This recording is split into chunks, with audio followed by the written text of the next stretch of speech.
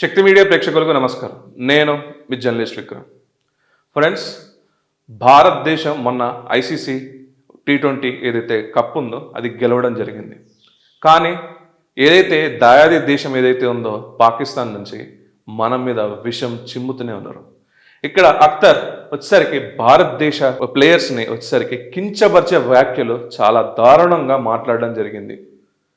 Yes friends, ఆడడం చేత కాదు, గెలవడం చేత కాదు, గెలిచినోడి మీద ఇక్కడ దుమ్మెత్తిపోయడం అండ్ విషం చిమ్మడం అండ్ ఇక్కడ బీసీసీఐ మీద రాంగ్గా మాట్లాడడం ఇలాంటివి చేస్తున్నాడు షోయబ్ అఖ్తర్.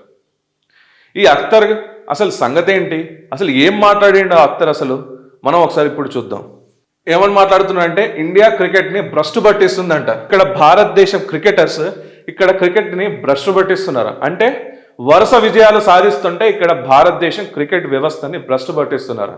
అంటే ఆడి గెలిచిర్రా లేకుంటే అక్కడ ఏమైనా చీట్ చేసి గెలిచిర్రా? అక్కడ లైవ్ మ్యాచ్లో మనం అందరం చూసాం కదా, అదేం రికార్డెడ్ మ్యాచ్ కదా. మరి ఈ అఖ్తర్ గారికి ఎందుకు అర్థం కావట్లేదు? ఇది ఈ పని గట్టుకొని మరి దాయాది దేశం నుంచి ఆపరేషన్ సింధూర్ అప్పుడు కూడా ఇష్టం ఉన్నట్టు మాట్లాడిండు ఈ అఖ్తర్. మనకు తెలుసు కదా అది. సో పేరులోనే ఈ అఖ్తర్ అని పెట్టేసుకొని కానీ మొత్తం అంతా చిమ్మేది మొత్తం విషం చింపుతున్నాడు. అండ్ ఇంకొకటి ఏం మాట్లాడిండో ఒకసారి చూద్దాం ఫ్రెండ్స్. రిచ్ కిడ్ పేద పిల్లలతో క్రికెట్ ఆడుతున్నట్టుగా ఉంది ఎగతాళి చేయడం. ఈ అఖ్తర్ అంటున్నాడు మన బీసీసీఐ రిచ్ కిడ్ అంట, మన ప్లేయర్స్ అందరూ రిచ్ కిడ్స్ అంట. కానీ న్యూజిలాండ్ వచ్చేసరికంట పేద పిల్లలు అంట, వాళ్ళతోని గేమ్ ఆడుతున్నారు అనేసి చెప్తున్నారు. వీడికి ఆడడం చేత కాదు, సంపాదించుకోవడం చేత కాదు, కానీ మన భారతదేశ క్రికెటర్ల మీద మాట్లాడుతున్నారు. ఒక్కొక్క ప్లేయర్ వెనకాల ఎంత కృషి ఉంది, ఎంత హార్డ్ ఎఫర్ట్స్ ఉన్నాయి ఫ్రెండ్స్. వాళ్ళ టెస్టినోమీస్ మనకు తెలియదా? వాళ్ళ ఫ్యామిలీ స్ట్రక్చర్ మనకు తెలియదా? అండ్ ఇంకొకటి ఏంటంటే ప్రపంచంలో మన భారతదేశ బీసీసీఐ రిచెస్ట్గా ఉంది అండ్ ఐసీసీఐలు కూడా మన పర్సన్ అక్కడ చైర్పర్సన్గా ఉన్నారు. ఐసీసీఐ చైర్పర్సన్గా ఎందుకు ఉంటారు మన వాళ్ళు అంటే ఇక్కడ భారతదేశం యొక్క క్రీడా స్ఫూర్తి అండ్ వాళ్ళు చేస్తున్న హార్డ్ వర్క్ కదా ఇది. మరి ఈ అఖ్తర్ గాడికి ఎందుకు అర్థం కావట్లేదు? అది న్యూజిలాండ్ వాళ్ళు పేదల వాళ్ళు పేద పిల్లగాళ్ళ. ఇక్కడ ఒక్కొక్క ప్లేయర్ వచ్చేసరికి వాళ్ళ అగ్రికల్చర్ ఫీల్డ్స్లో వాళ్ళ పొలాల మడిలో ఆడిన క్రికెటర్లు వాళ్ళు గల్లీ నుంచి ఇంటర్నేషనల్ ప్లేయర్స్ వరకు వెళ్ళిన వాళ్ళు ఒక్కొక్కళ్ళు. వారి గురించి వీడు మాట్లాడుతున్నాడు. అండ్ ఇంకో స్టేట్మెంట్ ఏముందో చూద్దాం. క్రికెట్ మంచి కోసం ఫైనల్లో న్యూజిలాండ్ గెలవాలని కోరుకోవడం. అసలు నిజంగా న్యూజిలాండ్ గెలవాలనేసి నేను కోరుకున్నాడంట. కానీ ఇది ఎప్పుడు చెప్పిండు? గెలవక ముందు చెప్పుంటే ఒక మంచి పద్ధతి ఉండేది. కానీ ఇక్కడ భారతదేశం గెలిచిన తర్వాత ఇది న్యూజిలాండ్ గెలవాలనుకున్నా అని చెప్పేసి వీడు మాట్లాడటం ఏదైతే ఉందో నిజంగా ఇది రాంగ్గా లేదా మిత్రులారా?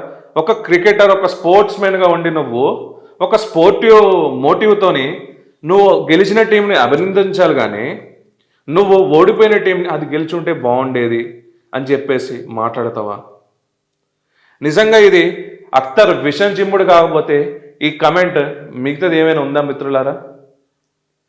ఇది విషం చిమ్మిండా లేదా? దీని మీద కూడా న్యూజిలాండ్ గెలిస్తే బాగుండేదంట. అది గెలవక ముందు మ్యాచ్ ఆడక ముందు నువ్వు మాట్లాడుంటే నీ స్టేట్మెంట్కి ఒక స్పోర్ట్స్ పర్సన్గా నీ ఒపీనియన్ నీది, నీ ఫ్రీడమ్ ఆఫ్ స్పీచ్ నీది అనుకుంటా.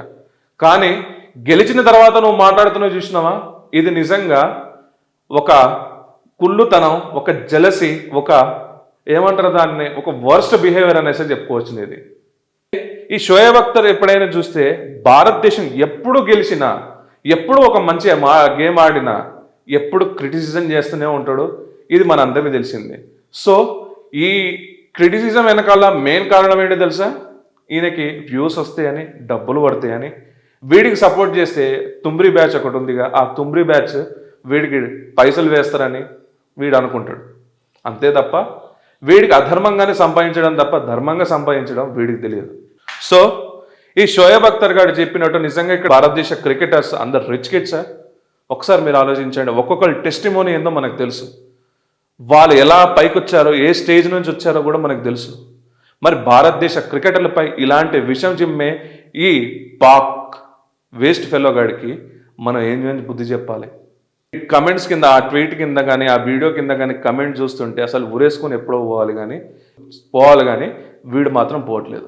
ఎందుకంటే ఇక్కడ భారతదేశం మీద విషం చిమ్మే ఒక వెధవ ఇలాంటి వాళ్ళు ఉండాలి. ఇది వీడు విషం చిమ్మినా కూడా మన భారతదేశ క్రికెటర్లకి కొంచెం కూడా ఫీల్ అవ్వద్దని నేను చెప్తున్నా. ఎందుకంటే వీడు మాట్లాడితే మన క్రికెటర్ల మీద ఉన్న డిస్ట్రి కూడా పోతుంది. అవునా కాదా? మీరు కమెంట్స్ రూపంలో చెప్పండి. అండ్ ఈ వీడియో కానీ మీకు నచ్చినట్టయితే friends like, share and comment చేయాల్సిందిగా కోరుకుంటున్నాం. మరియు మన ఛానల్ని సబ్స్క్రైబ్ చేయాల్సిందిగా కోరుకుంటున్నాం. జై హింద్, మేరా భారత్ మహాన్.